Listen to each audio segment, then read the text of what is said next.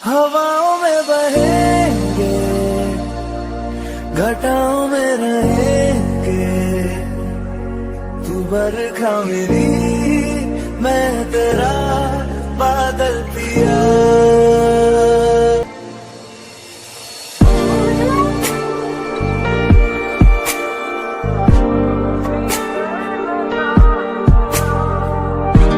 সিগনিফাকে আমি যেই কাজটা দিয়েছিলাম, ওরা 4 মাসের কন্ট্যাক্ট ছিল, বাট আমাকে 3 মাসে করে দিয়েছে।